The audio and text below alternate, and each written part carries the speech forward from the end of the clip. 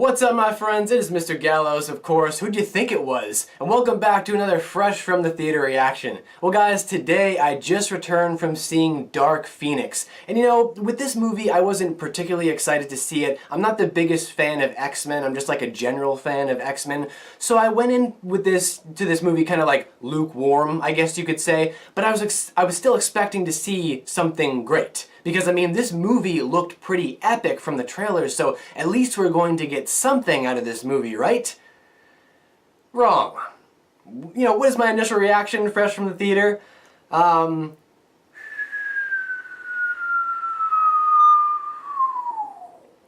the sound of the franchise going down. In flames.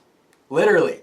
Yeah, guys, unfortunately, I found this movie to be pretty awful. I mean, this was pretty bad. I mean, walking out of the theater, I'm kind of a little bit amazed that the film performed this poorly because, like I said, I don't know that much about X-Men, but from what I understand, this is like the last film, and this is a poor way to go out. I mean, a really, really poor way. And I should be clear, it's not, it's not a terrible film. It's not a completely unwatchable film.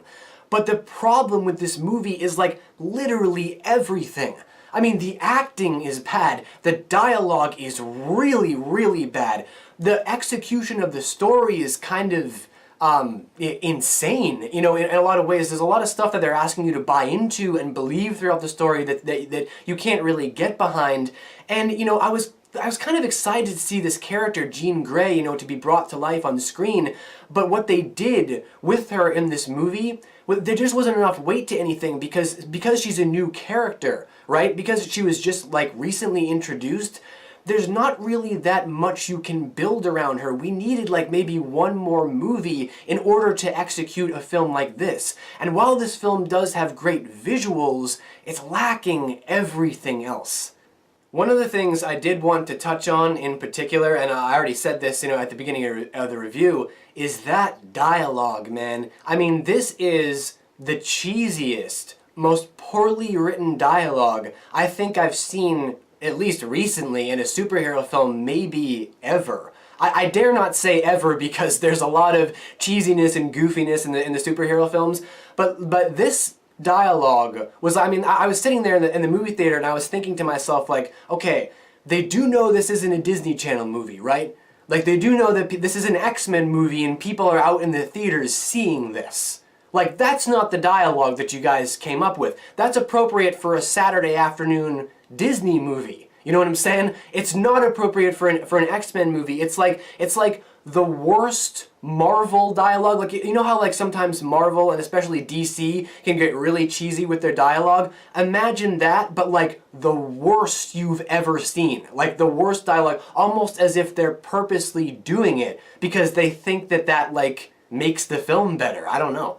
But the movie does have one thing going for it. Actually, it has two things going for it, I guess. The first is that it's very visually entertaining, right? There's a lot of epic things to see in this movie. The action, as with all superhero movies, really, is really, really well done. The choreography is great. The execution is really great. It is full of colors. The color palette is amazing. The superpowers being displayed on screen are great to watch on the big screen, and it's really, really captivating, the action. And the second thing it has going for it is that, even though it's kind of an awful film, it's still just a basic superhero movie, and that's all that some people will be asking for. It's just a basic superhero movie. At its core, it does the job of telling the story of Jean Grey and how she interacts with all these characters and her story of becoming Dark Phoenix and then the grand finale at the end and everything.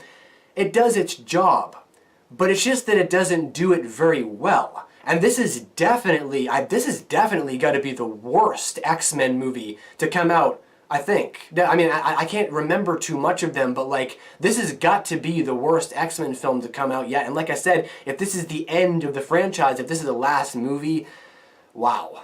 So guys, that's about all I have to say about Dark Phoenix for today's review. It's just, it does its job servicing the basic superhero storyline, but overall it's pretty hollow. So for an overall score, I'm going to go with, we'll say 45%. Yeah guys, I couldn't even get it to halfway really. Most of that percentage just comes from the fact that it's a basic superhero movie and it has awesome visuals. But again, here's one of those films where it's just like everything else falls completely on its face.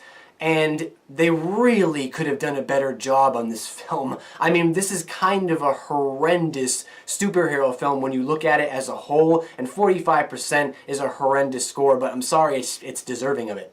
Well, my friends, that's going to do it for this Fresh from the Theater reaction to Dark Phoenix. Now it's time for you guys to leave all of your thoughts, opinions, and your scores, of course, down below in the Great White Void. And as always, until next we meet, take care. And now it's time for me to unleash my fiery superpowers. Yeah, except that I'm a demigod, so it takes a little motivation and a little spark to get going.